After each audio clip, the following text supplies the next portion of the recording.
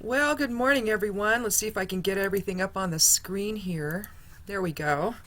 All right. Well, good morning. No jury duty today. Yay!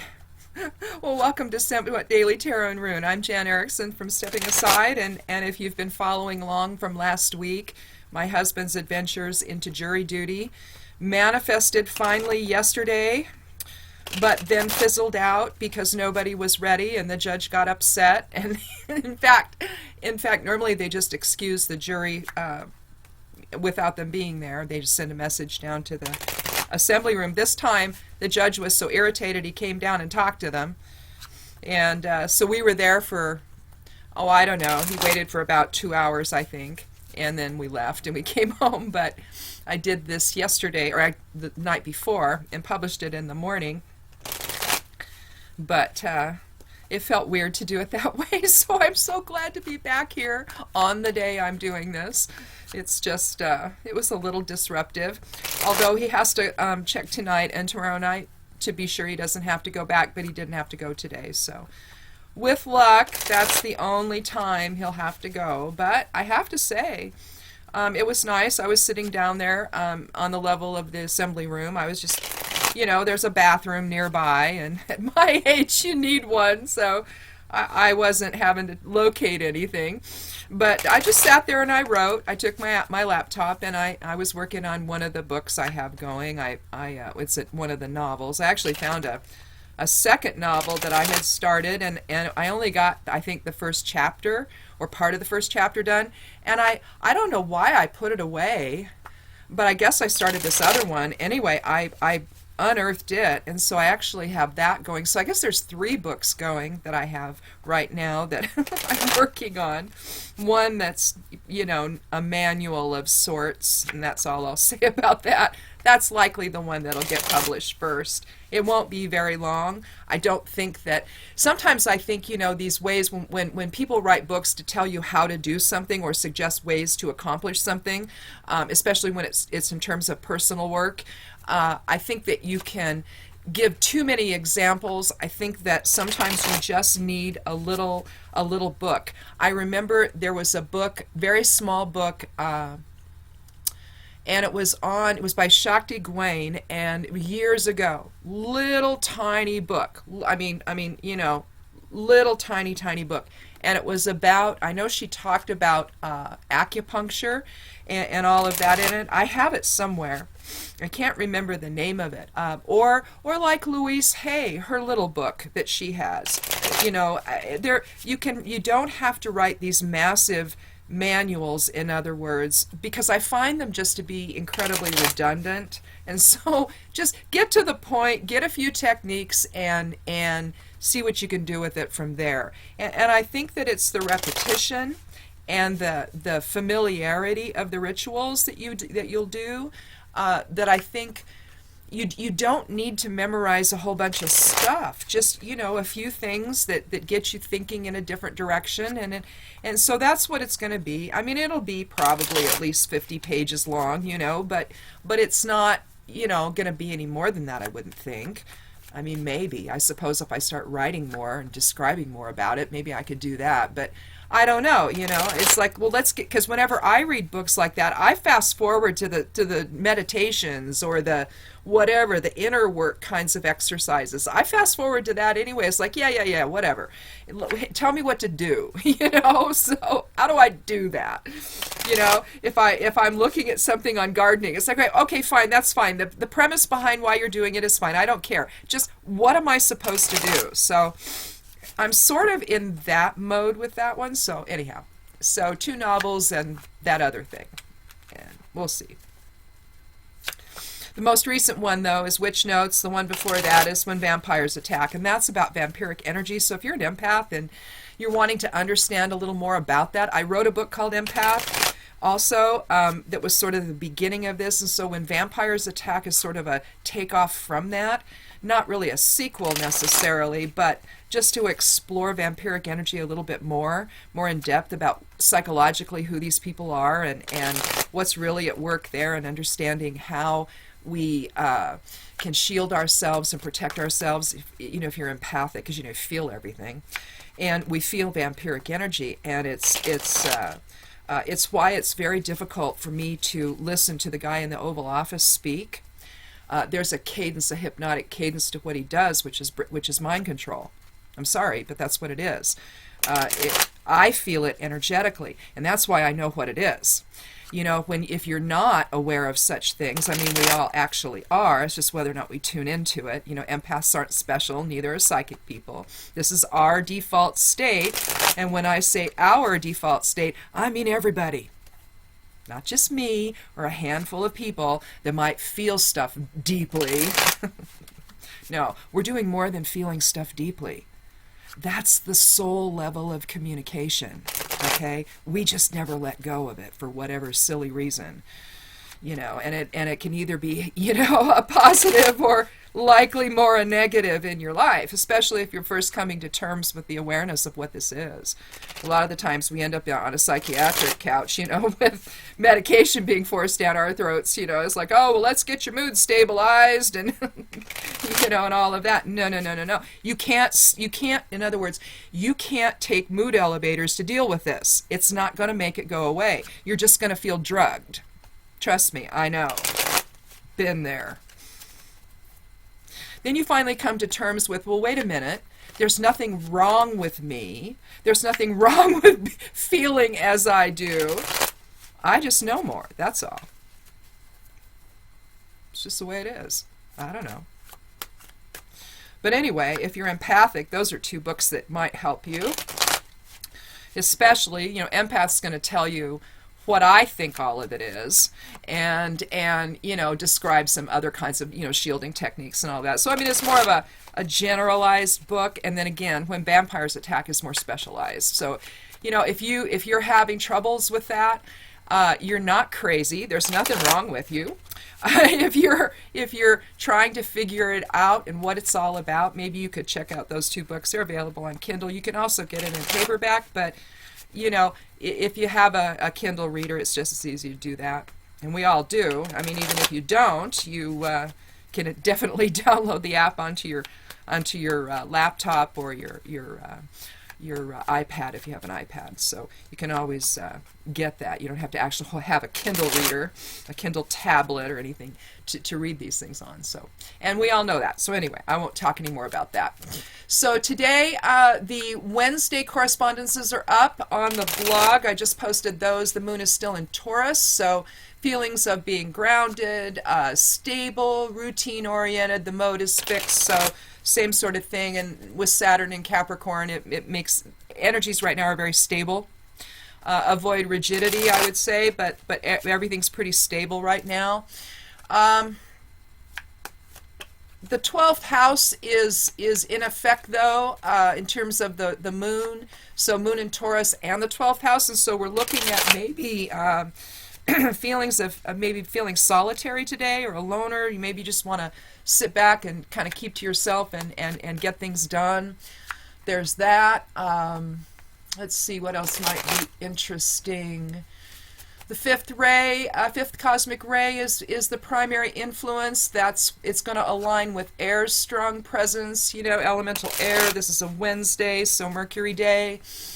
So intellect and all of that, magical workings might focus on clarity or communication issues or something like that. The moon is waning, so theoretically you could do some binding spells if you need to. If things are just, communication just isn't going well, I mean, you can do something to shore that up, or you could maybe banish bad communication, or if something is really out of control, you could bind. Today, you've got Saturn's in effect, So, again, Saturn in Capricorn, trying to bring things to stability. When communication isn't functioning, things aren't stable, basically, right? When we're not interacting well with others. So you could do something according to that. We've got several planets still in retrograde. Pluto, that's going to deal with issues of karmic debt. Saturn, again, revisiting old issues and inward discipline. Neptune is a focus on spiritual versus the mundane.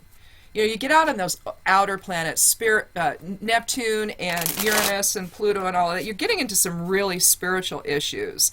Any of the Pallas and Juno and Black Moon Lilith and all of that stuff, Ceres, Chiron, all of that stuff. You're getting into the really inner work, the further out on the planetary influences you get.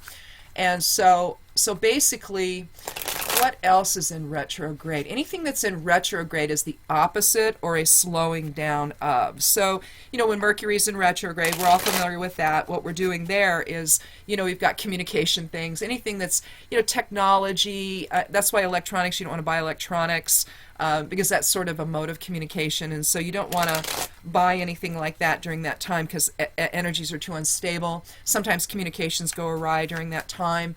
But we have, let's see, I said Saturn, Neptune, Chiron, Chiron, issues of healing, that Chiron's the wounded healer. So this really gives you a time to slow down and take a look at that. Given that it's a Wednesday, it sort of aligns with all of that, taking a look at the inner self. Mercury governs Wednesday, so, that's about communication and whatnot.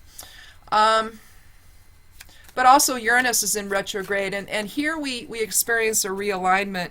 It sort of dovetails with Neptune, because with Neptune we're going to want to remain in the observer mode or higher self mode. So you're really letting spirit drive this whole process during this time of retrograde for Neptune, or we should be. It makes it a lot easier. But Chiron and Uranus, well, Uranus is a realignment of esoteric beliefs, and so basically that's, we're kind of rethinking things. And if you think about what's being presented to us, all of the distractions that are being presented to us by the guy in the Oval Office and all of the hate and the vitriol, and it just seems like every time we turn around, healthcare is being taken away, or this service is being taken away, or food is being taken away, or the tariffs don't affect anybody individually. Yes, they do. We all pay for them. The farmers are going under because of the trade war, because of the imposed tariffs that make no sense, right? Sure, if there's problems, deal with them, but don't destroy the economy in the process. And now, you see, we're heading toward recession, apparently. So, I don't know what these people thought was going to happen. To come out and lie to people and say, oh, well, trade wars don't affect the individual, and that China's going to pay for it or someone else is going to pay for it. No, they don't. We do. It's a lie. And it's a really destructive lie if you believe it, right? Because if you vote for the guy again, then you're voting for more of this. More lies, more destruction, and we're going to have nothing in this country when it's all said and done. And so that's what you're seeing here. And I think with these retrograde planets, it's asking us to rethink how we see things. And that's also what's been going on here with the cards and the runes, asking us to maybe rethink the concept of who we are as individuals within the collective, and also who we are to one another. So let's get going today, and since we're actually here for it today, and let's take a look at and see what if we continue that trend with the cards. So let's take our first card. If this is your first time here, thank you so much for coming by. Welcome. If you've come back, thank you. Click subscribe. I'd love you to do that. And join our Tarot and Rune family as we explore all of this together every day. Well, 4 days a week anyway, Monday through Thursday. But here I've drawn the fourth card of the Major Arcana, the Emperor. A guy who doesn't really look you in the eye. I mean, he kind of is, but he's kind of looking off to the right there. His right, our left. It's a card of energy, a card of Mars, of Aries, of vitality, leadership, hopefully, but much energy. You see the orange up there. You see the ram's heads on the 4 ram's heads on his throne. It's a very Masonic looking card, so very patriarchal. Masonic, given that his throne is made of stone, basically. So here we have, issues of authority today, either self or external from someone else. So I haven't looked at the news today to see what, what's his name's up to. But basically we have with the Emperor, Without the influence of the Empress, the Emperor does not have stability. So there needs to be a guiding hand, one that's based on compassion and furthering on things in a way that preserves the collective consciousness and collective sense of existence here, the unified presence, the unified consciousness, whatever you want to call it, but it's the notion that we are all one, that we're all extensions of the mind of the Creator personified into form, if you will. Therefore, it's just like the cells of the body. If you try to extract one without the body, it dies. It's that sort of experience, and we don't understand that. The energetic interconnectedness we all share together. It's because we're all part of the same source. We're all just, if you could just imagine the Great Mother breathing out life. If you view, the Creator as the Great Mother, as I do. If the Great Mother breathes out life, and we're resting in the Great Mother's breath. I love that extension, that quote from, I think it's from is it from the stanzas of Daizan or something? I forget where it's from, but it's the notion that we rest in the Great Mother's breath while we're alive. And then when she's done experiencing everything, she will inhale life back in, sleep for a while, and do it all over again. So all we're here to do is experience this for her, essentially, because we are her. So with the Emperor, we had a decidedly different focus here. It represents this male-dominated experience that we've had that, I'm sorry, has not, lent itself well too much. Instead, we have a lot of illusion, a lot of deception, a lot of imbalance that will not resolve itself, okay? It just won't. You cannot, in other words, if a house is falling down because it's so dilapidated, you can't sit and put boards on it. Sometimes you just need to raze it to the ground, right? And start over. And do it with the remembrance of something better that you had at one time, and we can express that again. When things were where people were respected, where the women of the tribe were the healers, and they were respected for that. They weren't burned as witches. They were respected, and see, we've lost that, haven't we? See, the minute you allow for that, the minute you allow for harming someone else because you see them as the other, because you think they're threatening your existence, even though they're not, that's when we cross a line, you see, and we've not been able to come back from that. And I think what you're seeing now is a ton of examples of why it's not a good thing. And so hopefully we'll start to make a different choice here coming up and choose a better path for all of us. Let's draw another card. Oh, and I do take the 13th card each time because I like this to be random. Normally in any other reading I would just lay cards out, but I want this to be extremely random so we can get the most out of this, and I'm going to draw either 3 or 4 cards. So we'll do a second card here.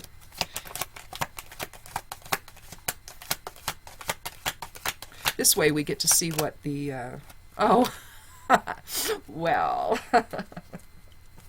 I'll set the cards down for this one. We have the Queen of Swords. She's high atop the clouds there. Well, she's on a precipice, a recurrent theme in tarot. We're up above everything. You see it with the Hermit. You see it with the Fool.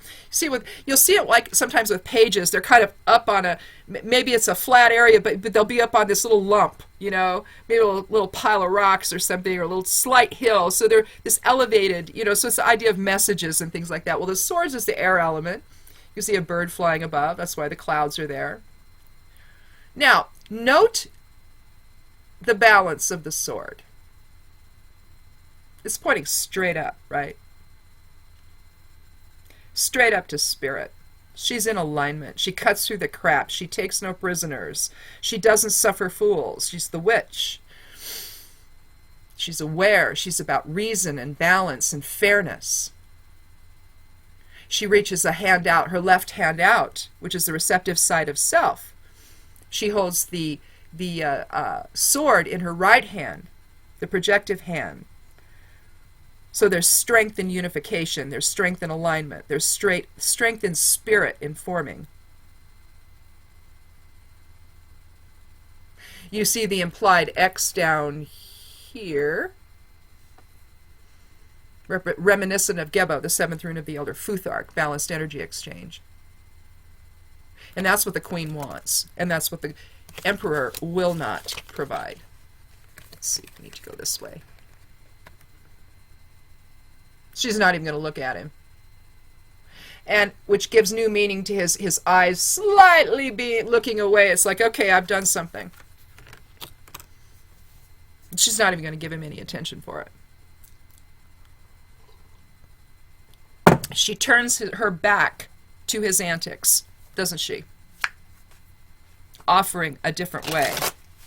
She's representative of the Great Mother, isn't she, the goddess?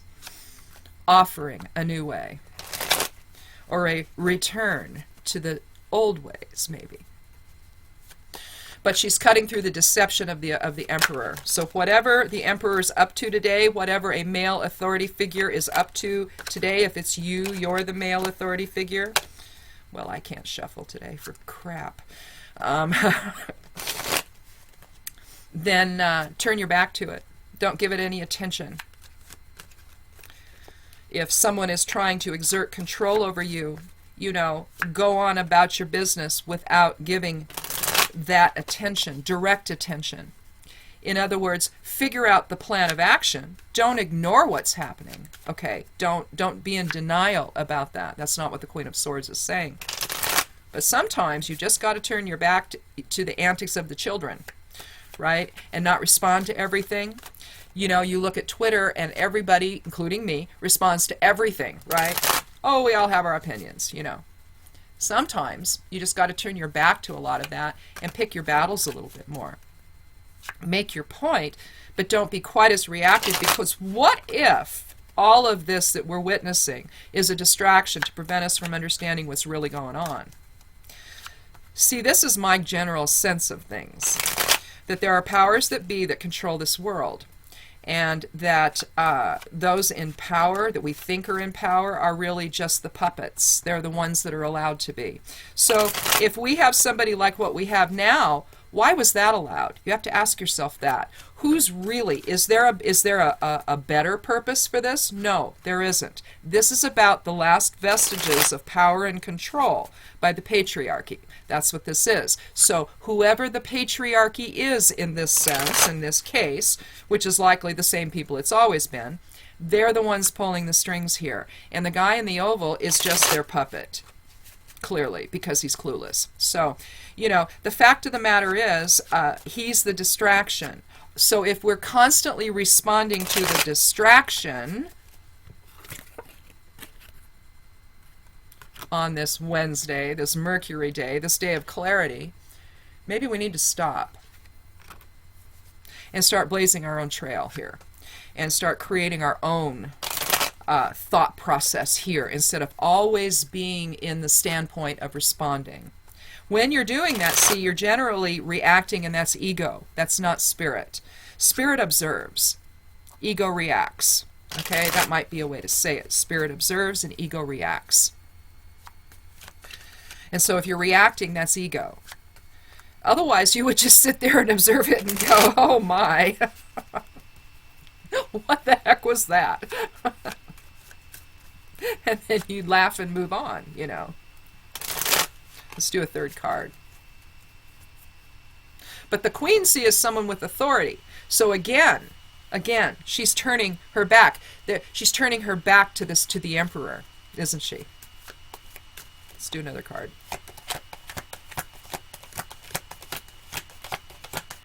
So even if you're not a Queen C, she's telling you to stand in your own power, isn't she? Because you have it. Well, here, the Two of Pentacles. Well, we see the lemniscate. This is also a recurrent theme. The figure 8. Basically, we have the juggler standing on one foot, juggling mundane things of life, decisions having to do with finances, maybe home and hearth, work, career, our legacy, tradition. It could be anything to do with the earth element, which is Pentacles. In the background, we see some pretty wavy water. So emotions are affecting everything. You see some ships out there, a couple of them, one larger than the other. Guy's standing on one foot, trying to figure out what the heck he's going to do here. So 2 can be about balanced polarity. It can be about decisions. And I think that this has to do, in fact, I'm not going to draw a 4th card. I'm going to go straight to the rune. I think that what we have here is the decision to let go of the Emperor. That the Emperor is not being honest. The Emperor is not looking us in the eye and telling us the truth. The Queen of Swords is saying, look, folks, we need to cut through the crap now. It's time. It's past time. We don't have any time left. And we need some clarity. We need to get up out of the clouds and take a look around and get in the observer mode, stay out of the reaction mode, let spirit inform, let ego take a back seat to all of this, because the Emperor is the one that is relying on the ego, all right? The Emperor's reality depends upon egoic reaction. If spirit is in observation mode, the Emperor has no power. And you see, that's what we lost. By allowing patriarchy to take hold, we lost spirit controlling all of this. You'll have religion now and then, a prophet will show up, try to rebalance all of that, but it just doesn't work because, it might work internally, for some people, but externally, in terms of our relationships with others, the underlying foundation is still patriarchy, and as long as that's the case, this guy is the guy who's going to be in charge. We're not going to know what's going on. There's going to be all sorts of bad things that happen, because that's what always happens when guys like this are in charge. And then at the end of the day, you're going to have this continued imbalance, continued oppression, continued us versus them existence. Whereas with the Queen, she's offering something new. Just like holding her hand out, offering something new. Well, we have Nathis, the 10th rune of the Elder Futhark, which is a 1 energy, so the energy of new beginnings. It's a fire element rune. It is also one of the 3 Norn runes that were given. The Norns were the witches who stood below, who guard the well of word, and that's right there adjacent to the world tree, Yggdrasil, where Odin decided to hang upside down, sacrifice an eye, did it for 9 days to receive enlightenment. Well, it's from the Norns that he got the enlightenment, and he got the runes, right? You can learn all about in the Havamel. Read that, or one of the there's also the Eddas. Read those. They're interesting. Of course, you're going to have to read translations unless you can understand that language. But anyway, you can read all about that whole thing there, about how Odin got his got acquainted with the runes. Both a divination tool, both message from Creator, both from the goddess, from the Great Mother. Also, did I say language? I think I said language. Anyway, alphabet. But anyway, Nathis is the 10th one, Hagalaz is the 9th, Nathis the 10th, Is is the 11th, and those are the 3 Norn runes. But here you have interfriction. The interfriction necessary to manifest. And so the decision here with the 2. Now, the earth element is describing, it's a foundational issue that's at the heart of the decision we have to make. And so what would then be our foundational issue collectively here? Well, what we want our country to look like, right? And how all of that then trickles down to how we live our lives, and whether or not we're going to do that in abundance or whether or not we're going to do it in austerity or scarcity. And right now we're headed toward the scarcity side of things, and people are going to be left without. You can't take away school lunch programs or breakfast programs, what have you, and then expect that children are going to be healthy. We've ignored Flint, Michigan. We could take the money that we have, the taxpayer dollars we have, and upgrade the water systems, the pipes in cities. We could do that. The money is there. It certainly is. If we can do some of the things, if we can give massive tax cuts to billionaires, which is what that all was, it didn't affect me or the average person, right? But if we can do that, then we can fix the pipes and we can take the lead out, basically. right? So children's health are no longer compromised. So human beings' health is no longer compromised. We can start shoring up the bees. We can start looking at the pesticides that we use and see how it's damaging our future. Because once the bees are gone, and I know this as a beekeeper, I lose my bees every year. They're doing really well right now, though. So I'm hoping we can try some other things, and maybe we can keep them through the winter, and they'll be alive in the spring. But the last few years we've had to replace each time, so I know what I'm talking about here. And now this guy's administration has removed even more protections for the bees, and once they go, so do we. There's no other truth to know. So the Queen is offering us a different way, isn't she? And we have a decision to make here, one that affects the very foundation of our lives. And emotions will be choppy, right, in the process, but we have to withstand it. We have to stay in observer mode, out of the reaction mode. Stay in spirit, out of ego, and allow the not these within to provide the inner friction to make the right decision. Now, to look at another piece of grounding here, another earth element divination, let's look at the geomancy rune for the final rune of the day and see what we come up with there. I love that it's a oh, okay, well, let's find fire. It's an earth element divination tool, and we start with a passive influence with fire. Water gives us, is that earth? That's earth. Or whether air gives us another passive influence. There's 2 there. Water is 1, and an active influence, and then earth is 2, or a passive influence. So that, I believe, is Albus. Yes. So this is what this one is. Albus. Yes, the same as Albus Dumbledore. It was so cool. You know, Hagrid is Rubeus Hagrid. Rubeus is another geomancy rune. And then, of course, you know, Albus Dumbledore. Albus is also this one. So this is what this one is. And of course, as you would imagine, Albus is about wisdom and the sage, you know, the wise person, the wise woman, the wise man within, the wisdom within. And that's the rune.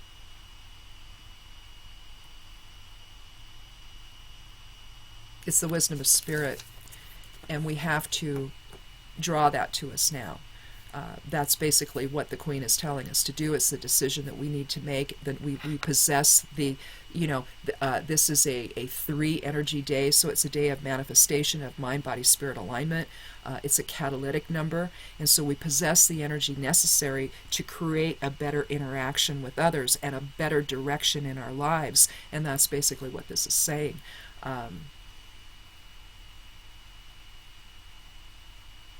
Allow the earth, allow Mother Earth to inform. That's another thing. Especially if we're talking about policies that impact us, you know, or even just our own ability to exist. If you allow for Roundup Ready seeds, if you allow for Roundup Ready, you know, Roundup is now being used as a desiccant. There was permission given for it to be thought of differently, not just as a weed killer. And so as that happened, at least that's what I've read, as that's happened though, Roundup spreads more and more into our lives. You're seeing it in wines, you're seeing it in baby formula, you're seeing it everywhere. Our very foundation, our earth, you know, we look at climate change, we look at, and we say, oh no, that doesn't exist. Well, of course climate change exists. Climate is changing. I can't go outside now in the afternoon until, oh gosh, maybe 4 o'clock. I have to get into filtered light, say from noon on, because the sun has changed so much. Now, is it all the barium and aluminum in our skies now from all the chemtrails that's causing a different filtering to the sun's effect, increasing it? But it burns my skin to be out there in it. I feel it burning my skin. Doc Ram down in the Rogue River area, Richard Allen Miller, he's talking about the same things. He understands Oregon is under attack, essentially. That's how he views it, with all of this nonsense. The fires that we're having. You've got, I believe, what is it, a glacier up in Alaska, or an area that's a glacier-like area up in Alaska? See, it's on fire. Alaska's on fire. So's the Arctic. So's the Amazon. Mother Earth is telling us something, isn't she? We need to pay attention. We need to use the wisdom of Albus to pay attention and do something.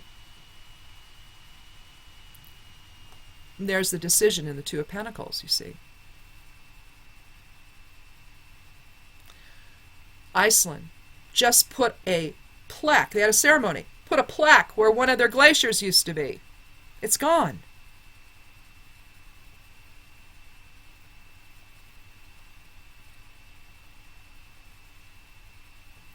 So there you go. We need a new direction forward. This reading also reinforces that. This has been happening now for months and months and months. But today we have the inner friction, the inner will to make a new choice, to turn our back on the crap that's no longer serving us. Maybe we work a little magic today. Maybe we have to do a little bit of a binding to get some things to stop. I don't know. A witch does what a witch does, you know. We try to bring things back to balance. Try to shield people, save people, protect people from harmful energies. So check out the Wednesday correspondences on the blog and see if you can find anything there that can help you do that. If that's what you want to do today, I probably will. But I'll tell you, I think the Queen is right. And I think that the whole notion of spirit informs while ego reacts is something to just sort of keep in the back of your mind. And whenever you feel emotions start to well up and you feel like you want to react to something, think that. Just say that. Keep that little slogan, spirit informs while ego reacts. And see if you're responding with spirit. Doesn't mean that spirit isn't going to do something or inform the whole process, but is it informing your reaction? Or is the reaction purely from ego when you're yelling out the expletives, expletives, I should say. I was trying to put a C in there, and it doesn't belong. Expletives. In other words, when you're cussing your heart out on Twitter,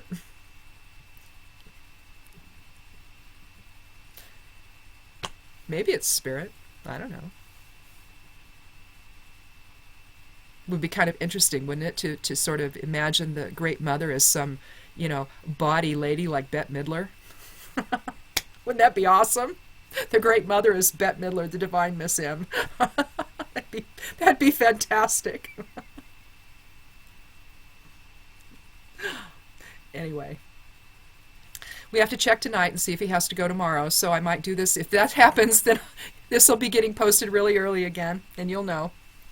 I'll let you know if we have to go do this again tomorrow, or Friday. But after that, he's done, so maybe he won't have to go back at all. So anyhow, check out the blog again. Also, there's a post on Valerian I just did. I finally got that one done. And so that's up, in case you're interested in learning a little bit about Valerian root and what it looks like when you dig it up, and what it's good for, and all of that. So it's one of our most powerful nerve beings that we have. So doesn't always affect people. There's like 5% of the population that it agitates, but most people it relaxes and makes you feel better. So anyway, calms stress and soothes. It's just a tremendous nervine. It soothes and nourishes the nervous system. So if you have muscle tension or nervous tension or if you have pain, it's good for menopause. Valerian root is, and so I just wanted to tincture some fresh. Usually I tincture it when it's already dried. And it's always best to tincture stuff fresh. And when valerian root dries, it smells like dirty tennis shoes or dirty socks or something. It's very earthy smelling. So it's kind of, you're not sure. You're like, oh my God, is this okay? Well, yeah, it is.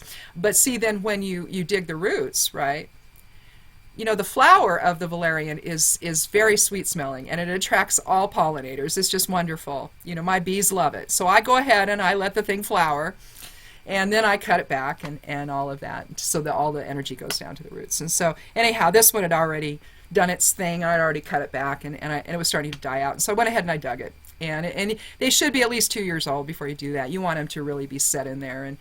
But quackgrass was everywhere, and oh God, so I hurt myself taking them out. I hurt my wrists, and so I've been putting wormwood liniment on that and everything else. So anyway, but it turned out well, and the tincture is doing its thing, and so we'll have some fresh tincture. But the roots have a very faint smell when they're fresh of the flowers, and so they don't smell like that, earthy, tennis shoey, old dirty socky kind of smell. So anyway, so that's up there too if you want to look at that. But in any event, we'll see you tomorrow. One more day this week. We'll see you tomorrow. Be good to yourself. Be good to one another. Thank you so much for coming by, and blessed be.